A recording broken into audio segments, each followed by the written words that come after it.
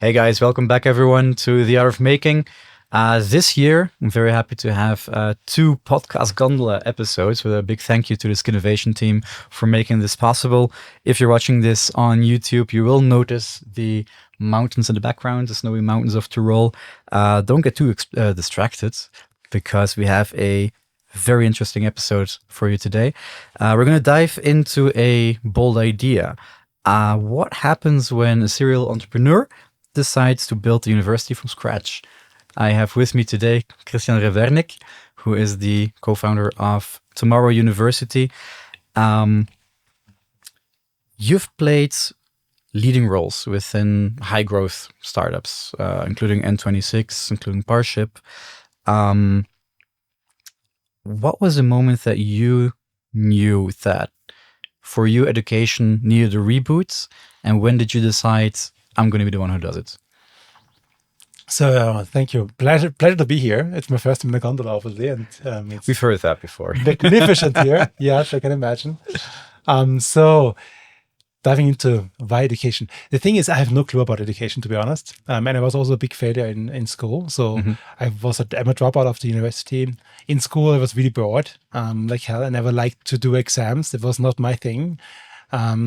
And I was listening to many lectures, and it was just pretty much counting seconds. And then just doing the exam for the exam purpose didn't motivate me at all.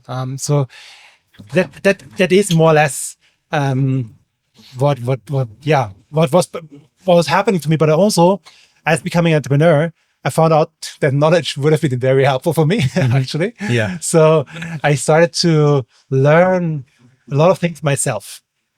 And that's a painful process. It's searching where to look for what is relevant, actually, who to talk to. It's a lot of effort. And I think it was a very painful process, actually. And what happened was during pandemic when everybody wasn't home. And I have 3 kids, and actually one of my oldest son, he wasn't homeschooling, sitting on the other side of the dinner table, like you with me.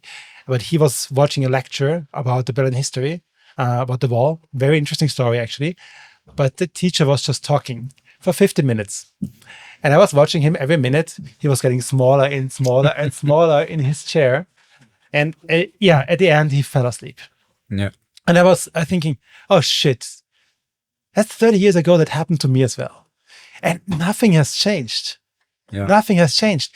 Why is that? Why is that we actually still learn the same way like we do such a long time ago? Like a one direction type of environment. One direction, just for the exam, no clarity on why you actually learn the things you learn. And I think this is like this was striking me. I was saying, I want to do something about this. But I had no clue what. So don't get me wrong, the story to become a university is way longer, but that was the moment where I thought, okay, I want to do something in education. And I don't know yet what. And that was starting for myself a learning journey again, learning about education, learning what are the real problems are, why is it the way it is, actually. And I talked to a lot of people about that. Yeah. So what does it actually mean then to build, maybe let's not say education, university, but educational platform? Let's start there. What does it mean to build an educational platform as a startup? So why hasn't it changed yet? And this is I think it's an interesting question because obviously we know better, and that's what I found out in my talks, is that there is a lot of really great teachers, and I think everybody of us had a couple of great teachers. They have been amazing, they have been passionate, they have been engaging, but it's not the norm, and it's not like out of 20 classes there was 1, 2, 3 great, but not everybody. And that was for me the thing. I want to have every class really outstanding, and it is not a people problem, it's actually a system problem. The systems are not incentivizing actually to be learner-centered. In government schools, let's compare it to Meta at Facebook. At Facebook, the user who is using the platform is one thing, and then we have on the other hand side the advertiser. But who is the customer? the customer of Meta is actually the advertiser, because he is the one who is paying for actually to get the user, And I have the feeling that in schools, it's a little bit the same thing. So the government is paying to get more or less working people who will then pay taxes. And so I think the incentive structure is not ideal, but it's also a hard problem because then again, even education is a long-term process. So it's a complicated thing. And then thinking about this complication, why isn't the pain so big that it's solved actually? I think this is what education or ed tech in general is. It makes it hard to innovate because the problem sometimes is very complex and there are many stakeholders involved, from parents eventually to teachers to the systems itself, like governments or also private institutions, or the market. Or the market, exactly. Future employers, that makes it so complicated, I think. So how are you tackling this, all of these complexities right now? For me, it was a lot of learning and understanding at the beginning. It was, at the end, I met my co-founder by talking to many people, and then I talked to him, and he explained a lot about education and said, "Hey, we know about the things, we know how learning works, and but it's really the systems which are wrong. At universities, often they are more incentivized on research and less, for example, on actually educating people." And understanding the complexity, one of the important skills I think also of today is actually to manage this complexity and trying to digest the gist out of it, simplify things, and know also where to start. So what's the really minimal problem actually you can solve? Because the first thing, what we do is not building a university, it's a large thing. So the first thing was actually, how does learning work? How can you learn now something? And this first step was also the third thing we did. We just spent time into building our learning management platform. So we thought about bite-sized lessons. We thought about challenge-based learning on real-world applications and not just theoreticals. We thought about, do we need exams actually, but how can we assess them? So all this was for us the first problem to tackle actually. But I think that you're probably in a kind of privileged situation, if you put it that way. If you don't know anything about education as a subject, let's put it that way. Everyone knows a little bit about education and learning, of course, but as a subject, and you have the luxury of starting to think about how can we do it differently? Because if you're in the system, you're formed by the system. You kind of stay in the system. It's very difficult, I believe, to change it from the inside. So maybe they're in a luxurious position to just think about what are the tools that we have right now. And as you mentioned, how can we do it differently, more engaged, more hands-on? Perhaps. I think it's sometimes you're an expert in the system, which is great. You have all the expertise, but sometimes it's actually really great to not know anything and then just starting from scratch and understanding everything at once. Just talking about N26, for example, I never worked in the finance industry before, so my first job was, "Hey, Christian, can you get a bank license for us and build a core banking system?" I never done that. But I think it's also important to not be afraid of that, because I think we're all human beings. We're learning machines. We can learn from childhood on. So I think it's something which we are all capable of, with again the right mindset, the right step, maybe take a step back. And try to really just have this curiosity you have as a child and try to understand. Yeah, absolutely. I think a lot of people underestimate that maybe because of you have this huge system of you go through school, you go to university perhaps, and this is how you learn, and then all of a sudden you don't really do that anymore. And you're just expected to work for the next 30, 40 years. Nobody asks you in school, actually, why do you do that? How do you learn that? Why did you pick that class? Maybe you didn't pick it at all. You're just told, to do it. So it's not making us thinking about what we want, but we are told what to do. And I think this is like, if you're thinking about the future, it is quite often also about, not just following, just that we all need to be the same. Our tools we are using are becoming more powerful. Doesn't matter if it's not AI or machines. We have more powerful tools. They enable us to do more things and making us more capable. But it means also that we need to be much more on different skills, like being creative, and also integrating eventually what we think is really interesting. And this is also a very magic combination where a lot of things can happen, like building a university then. Yeah, absolutely.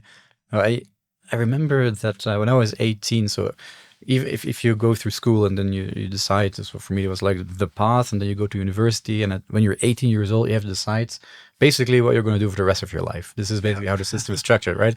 And I had no clue. My parents were super supportive. They said, just do what you like to do, and then it will work out. So how did you pick it? How did you pick your? I studied linguistics and literature, Yeah. right? So Dutch and Spanish. I like culture, like other cultures. I like reading, like languages. So this was for me.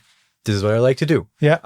If I would have been better at math and science, I probably would have studied aerospace engineering or physics or something similar. But okay, everyone has their strengths. That's something. But then, of course, after a while, you're doing the study and you're looking for jobs, and you look at potential employers, and then you see, okay, my options as a linguist are pretty limited. Yeah. To things that I don't really want to do. Yeah. So it's also a drawback, I think, of the system that we keep calling it the system, but that you go through the process that at some point when you're not really ready, you have to decide what you're going to do for the rest of your career. Totally. Basically. But I love your story, because what you also do, you follow a little bit your passion, what really you're interested in, and this eventually opens doors which you didn't think exist in the first place, like doing a podcast, Wouldn't have you thought at school that you ever do become a podcast host, So I think following your passion opens doors which maybe you don't see even before. And I think what we see with our students as well is that it is a journey, and it is not a one-time moment at 18 when you decide your rest of your life. It's just not the reality. And this becomes just, as times are changing, our parents or my grandparents, they had one job for their whole life. Yeah. But if you look into the technology waves, like steam machines, like the big one, electricity, those cycles, it's conjugative waves, it's called. They are actually those innovation waves which trigger more innovation. Yeah. These are getting shorter and shorter. So you see the internet now was by approximately 30 years changing the world pretty much. Now we are entering the age of AI. We are expected to be 20 years. Just, I don't know what's afterwards. We will see that. But we will need to reskill. We will need to reorientate eventually in our lifetime already. Our kids, maybe even more.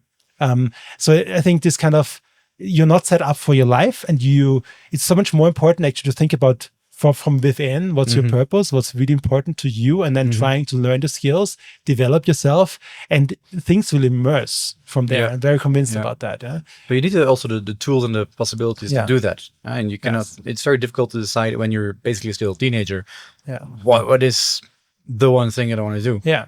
But maybe there are 10 things that you want to do, and you can still do them because you have tools like, for example, tomorrow university, or all of these options to reskill and upskill throughout your life if you embrace the possibilities. Yes. And I think this will change, but in school you maybe like building things, so you learn your skills about like visual skills, imagination skills. You're learning how to use certain tools, so that's really great. But then you find maybe your passion more in music, and then you maybe turn completely around and do something completely different. But then eventually later, maybe you merge things together. So I think it's we're not trapped, and I think it's the worst. Some of my neighbors, I hope they don't listen now, but my neighbors, they are stuck in their job. They think they're stuck in their job. They're where they are. They're doing what they do, but they're afraid of change. You need the courage to. And I think, it's sometimes not easy if you are already for a long time in a job to, step out. And I think, but this is very important, I think, because life is not just a job. I think life is life, and it consists of your job. But it's also very important that you follow also what purposes. And then just from your perspective, but also from an employer perspective, people who are really driven and motivated, they make all the difference in your company. They are the innovators, they are the change makers, they are the ones who are innovating and building great products as well. No, that's absolutely true. We very, very briefly talked about skills already. Yes. And so at Tomorrow University, you offer a couple of programs, bachelor's, master's, MBAs, where you focus on sustainability, entrepreneurship, and digitalization. Correct, yes, right? Correct. We think we all know why these skills, But I want to ask you directly, why these 3 skills? Yeah.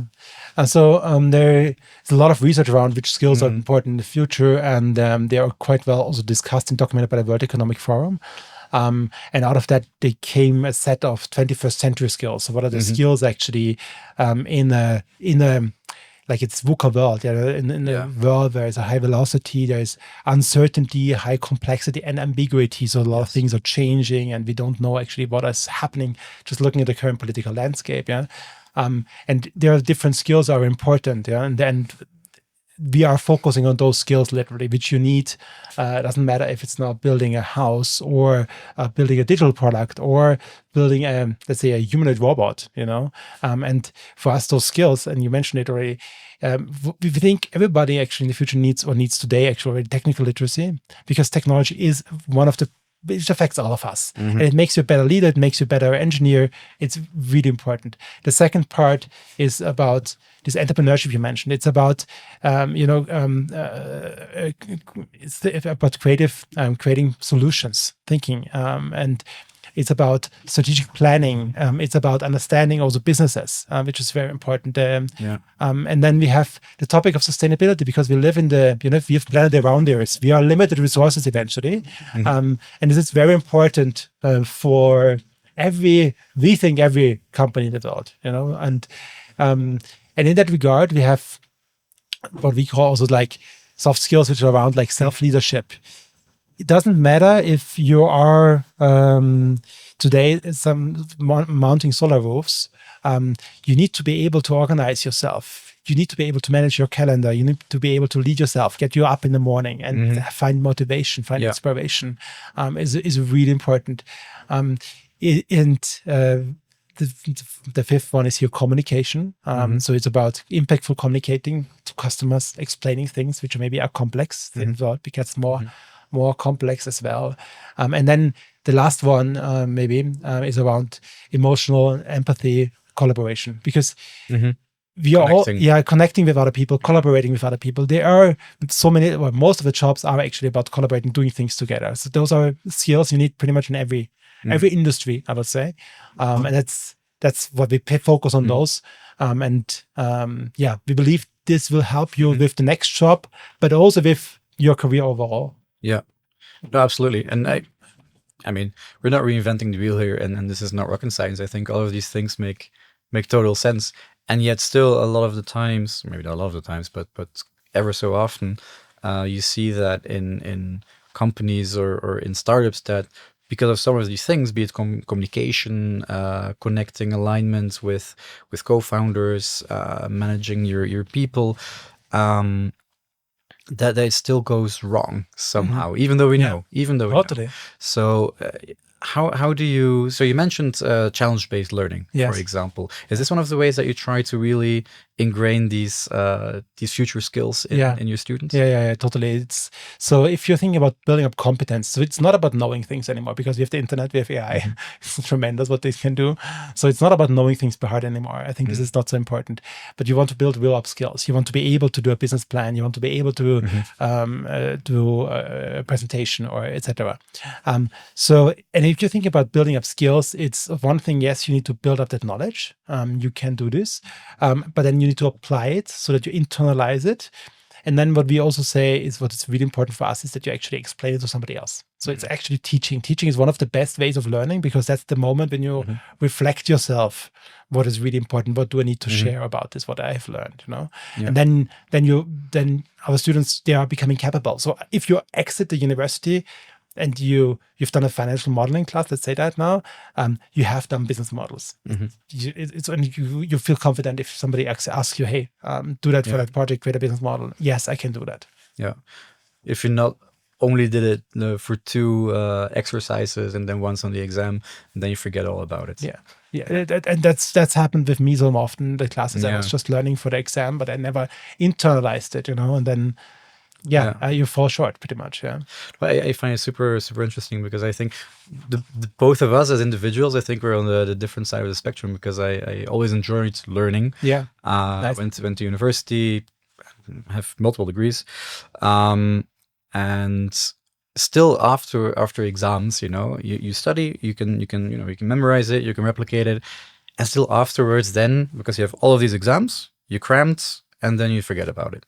Yeah, and then you start a job, and you have like 60% of the skills, and then you have to get into it again, because you only need specific skills that you studied.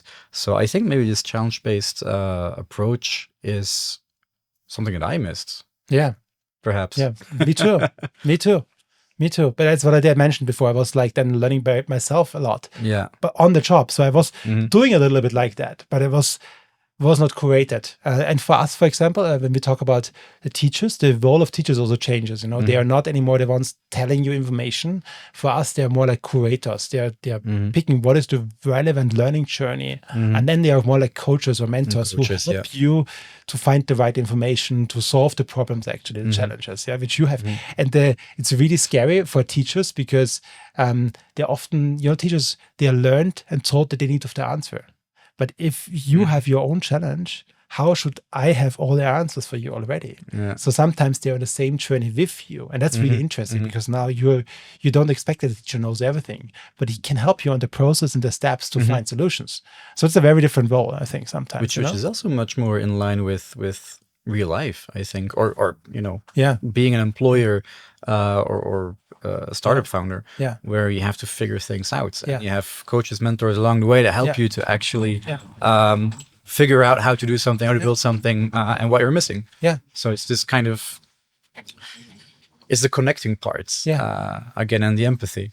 Yeah. Absolutely. I think it is like real life, but it's also the way, even as children learn the best is when they play, when they actually apply things, that's when they learn really effective. Yeah. And if children start explaining to other children what they have learned, amazing, that's when you feel like the energy, and that's when you feel actually there's a lot of, they know it, they have understood it, and that's also true for us, again, for our whole life. And we are in a phase, I think, also where it's lifelong learning. So there's a lot for us to learn for everybody, constantly. I think, which is a good thing because we love to learn. That's very in our nature. Yeah. I just had to think of something very interesting from my youth. Maybe it's not interesting. I don't know. Listeners can write in the comments. When I think I was 10 or something, what I wanted to become as a kid was always super different. It was a policeman or an astronaut, or at some point I wanted to become a volcanologist.